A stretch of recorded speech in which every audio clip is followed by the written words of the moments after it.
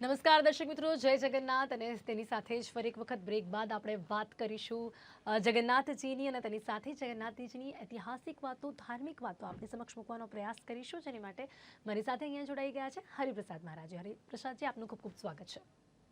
ખૂબ ખૂબ આભાર જીટીપીએલ ગુજરાત ન્યૂઝનો.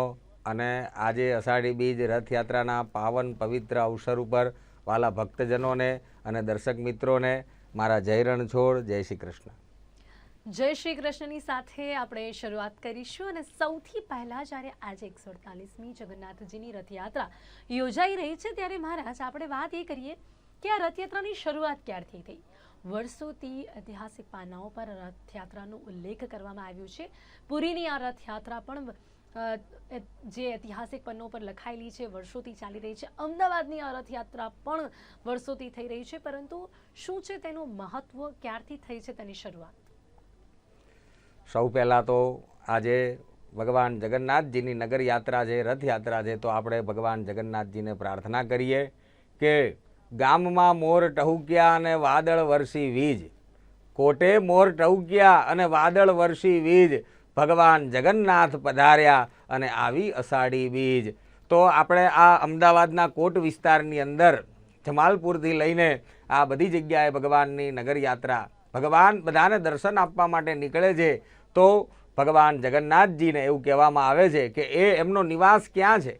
તો એમના શ્લોકમાં શ્રીમદ ભાગવત પુરાણમાં અને સ્કંદ પુરાણમાં કીધું છે કે નીલાંચલ નિવાસાય નિત્યાય પરમાત્મને બલભદ્ર સુભદ્રાય જગન્નાથાય તે નમઃ.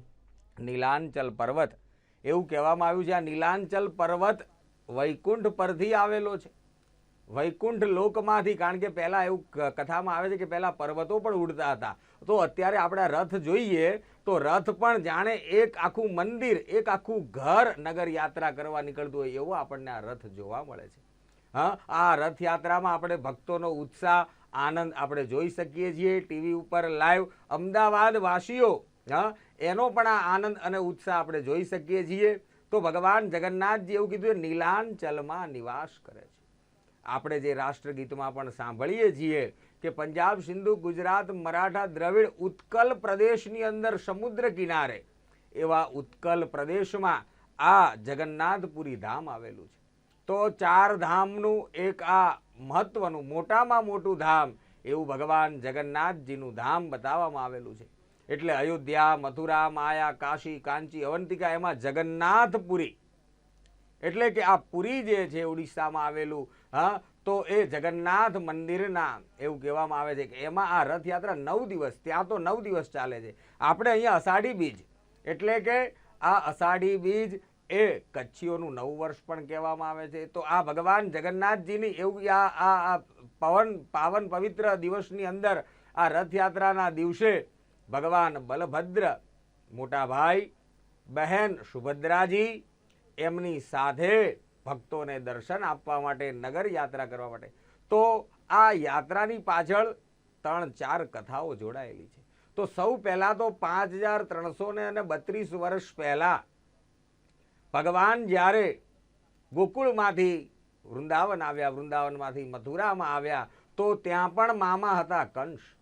તો મામા કંસનો વધ કરીને ભગવાન શ્રી કૃષ્ણને બલરામજીનો જય જયકાર કર્યો છે. ત્યારે બધા જ ભક્તોએ એમને રથમાં બેસાડીને પ્રથમ રથયાત્રા થઈ હતી. ત્યારબાદ એવું કહેવામાં આવ્યું છે કે જ્યારે ભગવાન વ્રજ છોડીને જતા હતા અને જ્યારે દ્વારકા આવતા રહ્યા, વ્રજ છોડીને દ્વારકા આવ્યા, તો આ દ્વારકાની અંદર જ્યારે ગોપીઓ જ્યારે એમને લેવા આવી ત્યારે એમને રથમાં બેસાડીને એવું કીધું કે પ્રભુ તમે ત્યાં જ રહેજો, તમે સ્વરૂપ શરીરથી ભલે અહીંયા રહો પણ મનથી અને હૃદયથી તો અમારા વ્રજમાં જ રહેજો. એટલે આજે પણ ગોપીઓ એમના ભક્તજનો ભગવાનને બાલ સ્વરૂપ જ માનતા હોય છે. એટલે ભગવાનની મૂર્તિ પણ આપણે જોઈએ, જગન્નાથજી ભગવાનની, બલભદ્ર ભગવાનની અને સુભદ્રાજીની, તો એ પણ લાકડાની અને નાની નાની મૂર્તિઓ જ હોય છે. અને એની એક ત્રીજી કથા પણ છે. જે ત્રીજી કથા છે કે માધવદાસ, ઇન્દ્રદ્યુમ્ન અને એમની ધર્મપત્ની હતી કુંડિચા દેવી. હા, એને કુંતી ફોઈ બુવા પણ એને કહેતા હતા, ભગવાન એને કુંતી ફોઈ પણ કહેતા હતા. તો એનું ત્યાં આગળ સ્થાન આવેલું છે. હા, એટલે એમને ત્યાં દર્શન કરવા માટે, એમને ત્યાં રોકાવા માટે, જેમ આપણે પણ હવા ફેર કરવા માટે, તબિયત પાણી સારા કરવા માટે આપણે નગર યાત્રા કરતા મહારાજ, હોઈએ છીએ. આનાથી આગળ પણ આપણે વાત કરીશું, પરંતુ હાલ થોડુંક ત્યાં શું માહોલ છે ને એ પણ જોઈ લઈએ, અને પછી ફરી એક વખત આ જે કથા છે તેના વિશે વાત કરીશું. અત્યારે અમારા જે સંવાદદાતા ત્યાં ઉપસ્થિત છે, આ રથયાત્રા વિશેની ત્યાંની લાઈવ માહિતી આપણને આપી રહ્યા છે, તો સાંભળી લઈએ. હાલો. ભગવાનને જ્યારે સ્વાગત કરી રહ્યા છે, ભગવાન જે છે અત્યારે હાલ જે છે આવી પહોંચ્યા છે. કેટલાક લોકો જે છે અત્યારે જે રથયાત્રા જે છે રથને ખેંચી રહ્યા છે, તમને સીધા દ્રશ્ય બતાવવાના પ્રયત્ન કરી રહ્યા છે. પોલીસ તંત્ર સહિત બીએસએફના જવાનો પણ આ રથયાત્રામાં જોડાયા છે. કેટલાક લોકો ફૂલોથી એમનું સ્વાગત કરી રહ્યા છે, ફૂલોની વર્ષા કરવામાં આવી રહી છે, ભગવાનના દર્શન કરી રહ્યા છે. કેટલાક લોકો જે છે એ લોકો ભગવાનના રથને ખેંચી રહ્યા છે, અને એની પાછળના દ્રશ્ય બતાવવાના પ્રયત્ન કરીશું કે ભગવાનની પાછળ બીએસએફના જવાનો, પોલીસ તંત્ર અને તમામ જે છે તમામ વિભાગના લોકો જે છે એ જોડાયા છે. કેટલાક જે છે લોકો એ ડ્રોન કેમેરા, સીસીટીવીનો બાજ નજર રાખવામાં આવી રહી છે કે કોઈ અનિચ્છનીય બનાવ ના બને, એની પણ ધ્યાન રાખવામાં આવી રહી છે. ભાવિ ભક્તો જે છે રથની પાછળ જે છે ભક્તિમાં મગ્ન થઈને નીકળી પડ્યા છે, અને એની પાછળના જે દ્રશ્ય બતાવવાના પ્રયત્ન કરીશું કે જે સંત છે એ સંતને પણ બીજા રસ્તે એમને ત્યાં પ્રસ્થાન કરી રહ્યા છે. કેટલાક પોલીસની ગાડીઓ જે છે એમની પાછળ જઈ રહી છે. જે રીતેની વ્યવસ્થા છે, વ્યવસ્થાને ભાગરૂપે જે વ્યવસ્થા કરવામાં આવી રહી છે તેની અંદર કેટલાક લોકો જે છે એ લોકો અત્યારે જે ભક્તિમાં મગ્ન થતા નજરે પડી રહ્યા છે, ત્યારે સીધા જે છે દ્રશ્ય તમને બતાવવાના પ્રયત્ન કરી રહ્યા છે. કેટલીક પોલીસની વાહનો જે છે એ વાહનો પણ એમની પાછળ જોતરાય છે. સીસીટીવી કેમેરાના લેન્સ જે છે ગાડીઓ પણ લગાવવામાં આવી છે. કેટલાક જે છે ટેમ્પાની અંદર કેટલાક ભક્તો જે છે એ ભક્તો સેવાનું કાર્ય પૂરું પાડી રહ્યા છે. અધિકારીઓ સહિતની તમામ જે ગાડીઓ છે, ખટારા છે, તમામ જે છે એ અત્યારે ભગવાનના મામેરા પ્રસ્થાન કરી રહી છે, અને ત્યારબાદ જે છે મામેરાથી પરત ભગવાન જે છે એ પરત ફરવાના છે, અને ભક્તોને ફરી આ સરસપુર ખાતે ભગવાન ભક્તોને ફરી દર્શન આપવાના છે. ત્યારે સીધા જે છે આ દ્રશ્ય બતાવવાના પ્રયત્ન કરી રહ્યા છે કે જે લોકો ઘર બેઠા ભગવાનના દર્શન કરી રહ્યા છે એમને જે છે દર્શન જે છે સીધા કરાવવામાં આવી રહ્યા છે.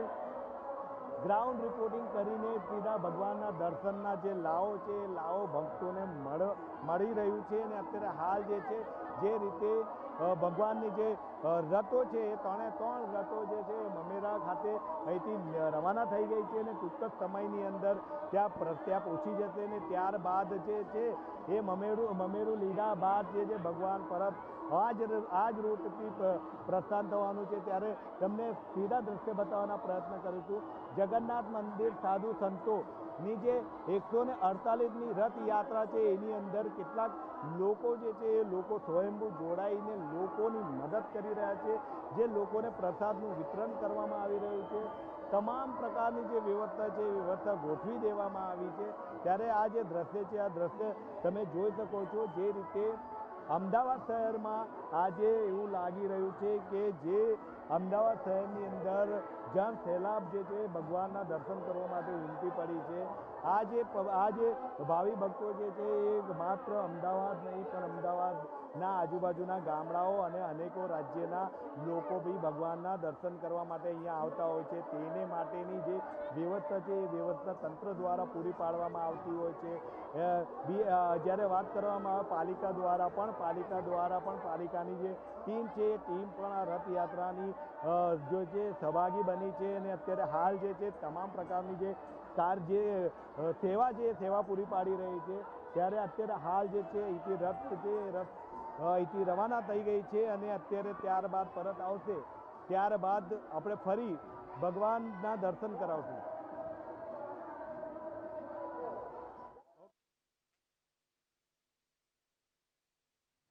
તો આપણે જોઈ શકીએ છીએ મહારાજ અત્યારે જે પ્રકારે અમારા સંવાદદાતાએ પણ જણાવ્યું કે લોકોની કેવા પ્રકારની લાગણી ત્યાં જોવા મળી રહી છે, કેવો માહોલ જોવા મળી રહ્યો છે. તો હવે ફરી એક વખત રથયાત્રાના મહત્વ પર આપણે જે વાત કરી રહ્યા હતા, ક્યાંથી શરૂઆત થઈ હતી, તેના વિશે આ વાર્તાને, આ કથાને આગળ વધારીશું. બિલકુલ આપણે જોઈ શકીએ છીએ કે ભગવાનના આ ભક્તોનો ભારે ઉત્સાહ આપણે આ અમદાવાદમાં આપણને જોવા મળે છે. વર્ષથી તો આપણે જોઈએ છીએ તો આપણે મૂળ વાત જે ભગવાનની જે કથાની છે કે આ રથ, આ અવિચર વહેતો રથ, એવું કહેવામાં આવે છે કે આ બ્રહ્માંડ ચાલતું રહે છે. એટલા માટે આ ભગવાનનો જે અવિચર વહેતો સમય છે એ કોઈની રાહ જોતો નથી. એવી રીતે આ ભગવાન છે એનો રથ અવિચર ચાલતો રહે છે. એટલે ભક્તજનોને એના રથને અડવાની, એના રથને ધક્કો મારવાની બહુ ઈચ્છા હોય છે. ધર્મની ગાડીને ધક્કો મારીએ તો ધર્મ આગળ દોડે છે. એટલે આ ધર્મરૂપી આ રથ છે. એવું કીધું છે કે ધર્મના રથને 4 પૈડા હોય છે: ધર્મ, અર્થ, કામ અને મોક્ષ. હા, એ 3 તત્વોમાં વહેંચાયેલું છે બ્રહ્મા, વિષ્ણુ અને મહેશ, જેને કહેવામાં આવે છે સત્વગુણ, રજગુણ અને તમગુણ. તો એમાં સૌથી પહેલો રથ છે આપણે જોઈએ છીએ બલભદ્રજીનો પ્રથમ રથ છે. તો એ બલભદ્રજીનો પહેલો રથ એટલા માટે છે, બલભદ્રજીનું નામ આપણે સમજી લઈશું ને તો પણ આપણે આ કથા સમજી લઈશું. બળ, શક્તિ વગર શાંતિ ન મળે, એટલે એની ઝાંખી પણ ઓપરેશન સિંદૂર, એની ઝાંખી પણ આપણે આ નગર યાત્રામાં આપણે જોઈએ છીએ. બળભદ્ર એટલે કે મલ્લોનું જે પ્રતીક છે, શક્તિ પ્રદર્શન. જ્યારે ભગવાને મહાભારતનું યુદ્ધ કર્યા પછી એવું કીધું કે અર્જુને પણ જ્યારે તીર કામઠા તરણેતરમાં, જે ચોટીલા પાસેનું જે ગામ છે થાન, તો તરણેતરમાં જ્યારે મત્સ્ય વેદ કર્યો ત્યારબાદ સુભદ્રાજી સાથે એના વિવાહ થયા છે. અર્જુન સાથે સુભદ્રાજીના વિવાહ થયા. એટલે એનું મામેરું લેવા માટે પણ ભગવાન અને બલભદ્રજી પૂરવા માટે ગયા છે. એટલે આ મોસાળું જે આપણે કહીએ છીએ અસારવા ગામની અંદર, હા, તો હવે તો આ રથયાત્રા એ મોસાળું મામેરું પણ ત્યાં આગળ ભરાઈ ગયું છે. તો આ એની કથા પણ આપણે જોઈ કે ભગવાન સુભદ્રાજીના મામેરા પૂરવા માટે, બહેનનું, હા, એ મામેરું ભરવા માટે, કારણ કે બહેનને એક જ આશા હોય છે કે મારો ભાઈ આવે, તો એટલે એના ભાઈઓ એને સાથે રાખીને, એટલા માટે વચ્ચેનો જો રથ હોય તો એ સુભદ્રા બહેનનો જે રથ છે, અને એની પાછળનો જે રથ છે એ ભગવાન શ્રી કૃષ્ણ પરમાત્માનો રથ હોય છે. એટલે પહેલા તો શક્તિ જોઈએ. એટલે બલભદ્ર તો કલ્યાણ થાય.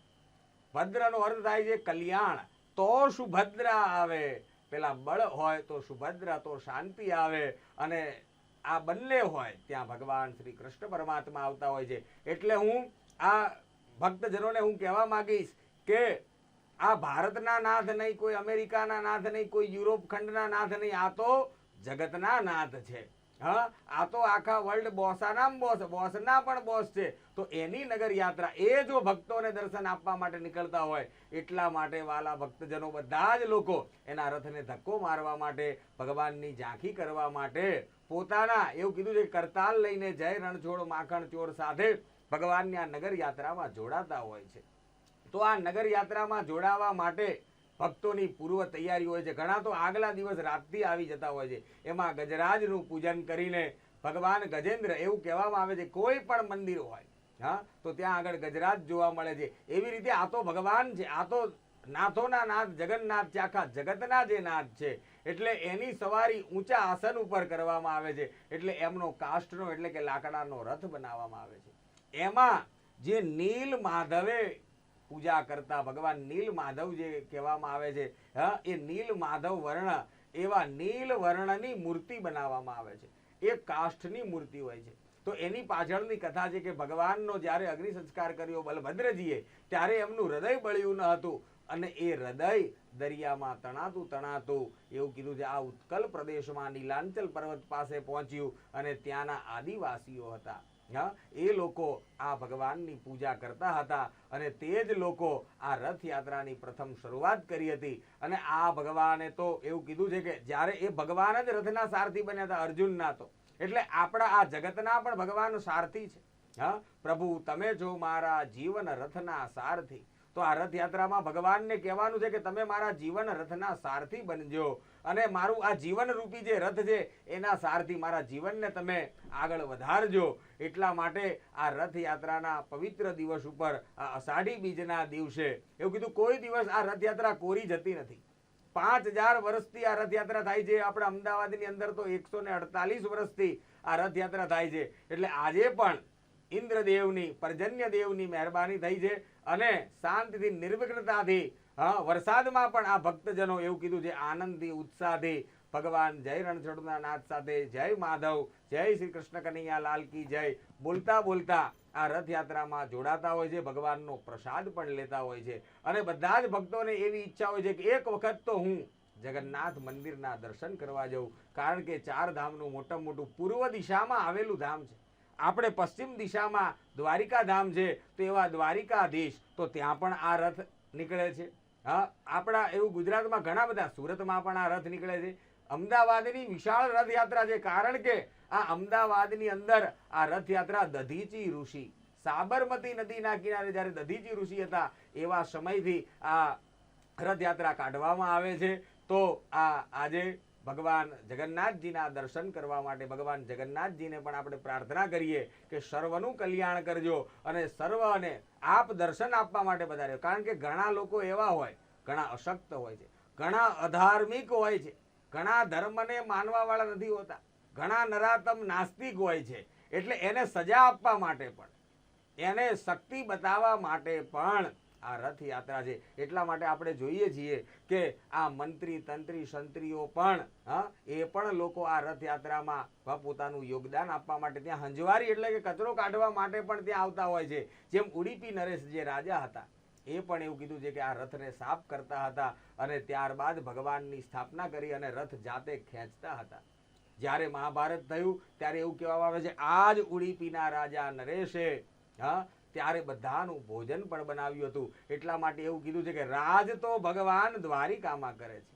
એટલે કહેવાય છે કે મથુરામાં વાગી મોરલી, ગોકુળમાં કેમ રહેવાય, સોનાના હિંડોળે દ્વારકામાં દીવા બળે. તો આ દ્વારિકામાં ભગવાન રાજ કરવા માટે આવે છે. એને એવું કીધું છે કે માતૃત્વનો, માતા પિતા સંસારનો પ્રેમ જો ભગવાન ગોકુળમાં જાય છે. પણ ભગવાનને જો ભોજન કરવું હોય, જમવું હોય તો એ જગન્નાથજીમાં જાય છે. એટલા માટે જગન્નાથપુરીનો પ્રસાદનો પણ ખૂબ મહિમા છે. આપણે જોઈએ તો ભગવાનના જગન્નાથજીનો પ્રસાદનો એટલો બધો મહિમા છે. આમ તો ઘણા બધા ચમત્કાર છે મંદિરના. વિરુદ્ધ દિશામાં એમની ધજા જાય છે, ઉલટી દિશામાં, જે દિશામાં પવન હોય એ વેગ કરતા એમની વિરુદ્ધ દિશામાં આવો એમનો મહિમા. ભગવાનનું જે સુદર્શન ચક્ર હતું, જેને એવું કહેવામાં આવે છે કે આખા જગતનું જે પાવર હતો એ બધા ભગવાનની આ એક આંગળીમાં હતો, એને કહેવાય સુદર્શન ચક્ર. એ સુદર્શન ચક્ર ત્યાં સ્થાપિત કરવામાં આવેલું છે અને એ સુદર્શન ચક્ર એ ભગવાન આ જગન્નાથજીના શિખર ઉપર અદ્ભુત એવું વિશ્વકર્માની શૈલી સાથે વિશ્વકર્મા દેવે જ આ સાક્ષાત ભગવાનનો રથ બનાવેલો છે. વિશ્વકર્માજીએ જ આ સાક્ષાત ભગવાનની કાષ્ઠની લાકડાની મૂર્તિ બનાવી છે. અને એ મૂર્તિમાં આપણે જોઈએ, એની કથા તો આપ સર્વ જાણો છો, તો એ ભગવાનની આંખો પણ વિશાળ છે, મોટી મોટી છે. એટલે અમાવસ્યાના દિવસે એમને નેત્રોત્સવ કરવામાં આવે છે. સુવર્ણની આંજણ અંજવામાં આવે છે. સુવર્ણ કલશથી ભગવાનને અભિષેક કરવામાં આવે છે. અને ભગવાનની આંખો, ભગવાનનો વર્ણ મેઘ વર્ણ છે. એટલા માટે શ્લોકમાં પણ કીધું છે કે વાદળો જેવો એમનો રંગ છે. એટલે મેઘ વર્ણ શુભાંગમ એવું કીધું. શાંતાકારમ ભુજગ શયનમ પદ્મનાભમ સુરેશમ. મેઘ વર્ણ છે ભગવાનનો, એટલે મેઘ રાજા પણ વર્ષે છે. એટલે મેઘ જેવો વાદળ. મેઘાનાથ ઘટા ઘટા ઘટઘટા ઘાટા ઘટા દુર્ઘટા મંડુકસ્ય બગો. બધા ભક્તજનો બોલતા હોય છે જય રણછોડ માખણ છોડ. એવી રીતે મોરલા પણ ટેહુક ટેહુક કરતા હોય છે, દેડકાઓ પણ રાઉ રાઉ કરતા હોય છે. અને એવી જ આ અદ્ભુત એવા કીધું કે વરસાદનો પણ વર્તારો, ખેડૂતો પણ આજથી બિયારણ કરતા હોય એવો અદ્ભુત સમય છે. અને એમાંય ભગવાનની આ જગન્નાથજીનો રથયાત્રાનો પરમ પવિત્ર દિવસ. તો આ રથયાત્રાના દિવસે ભગવાન જગન્નાથજીના આશીર્વાદ અવશ્ય લેવા જોઈએ. જી જી જી જી મહારાજ. તો વધુ પણ જગન્નાથજીની વાતો અને સાથે જ આવી કથાઓ વિશે લોકોને જણાવતા રહીશું, પરંતુ હાલ સમય થયો છે એક વિરામનો.